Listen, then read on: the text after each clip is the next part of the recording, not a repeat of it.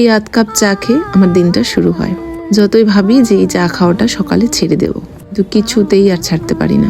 আমার হাজবেন্ডকে নিয়ে কিছু কথা বলবো। তোমাদের অনেকেরই আমার হাজবেন্ডকে নিয়ে মনে হয় সে খুব চিন্তিত। সত্যি কথা বলতে চিন্তা কি জিনিস আমার হাজবেন্ড সেটা বোঝে না, বরং হাজবেন্ডের থেকে আমি বেশি চিন্তা করি। আমার হাজবেন্ডের একটা কথাই, চিন্তা কেন করব?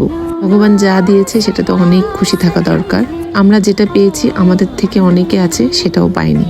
ওর এই কথাটা শুনলে আমার অনেকটা টেনশন কমে যায়, কিন্তু ওই যে কিছু কিছু ক্ষেত্রে এমন টেনশন করে বসি তখনই আমার শরীরটা বেশি অসুস্থ হয়ে পড়ে। আমার হাজবেন্ড একদম সাদামাটা একজন মানুষ, যেটা আমার ভীষণ ভালো লাগে। তো যেটা খারাপ লাগে সেটা নিজের যত্ন একদম করতে জানে না। আমরা অনেকেই আছি নিজের যত্ন বলতে অনেক কিছু ভেবে বসি। নিজের যত্ন বলতে আমার কাছে একটু বেশি করে জল খাওয়া, খাওয়া দাওয়ার প্রতি একটু ধ্যান দেওয়া, আর সাথে শরীর চর্চা আর একটু স্কিন কেয়ার করা।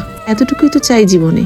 যে আমরা সারাদিন এত খাটাখাটনি করছি কিসের জন্য? দিন শেষে ভালো থাকার জন্যই। আজকাল ভালো থাকাটাই সব থেকে ভীষণ ইম্পর্টেন্ট। আমার হাজবেন্ড ডিপ্রেশন মানে কি সেটাও জানে না। যখন মাঝে মধ্যে বলি যে তোমার এই ব্যবহারে আমি কিন্তু ডিপ্রেশনে চলে যাব, ও হেসে বলে যে ডিপ্রেশন আবার কি? ডিপ্রেশন বলে কিছু হয়? ওর এই সাদামাটা জীবনটাই ওর কাছে প্রিয়।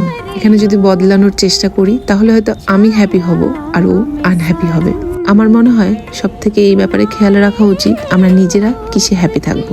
এটা ঠিক যে সময়ের সাথে সাথে কিছু কিছু জিনিস চেঞ্জ করা দরকার, কিন্তু নিজের পার্সোনালিটি কখনোই কারোর জন্য চেঞ্জ করা উচিত নয়। চলো তাহলে আজ আসি, সবাই ভালো থেকো, সুস্থ থেকো।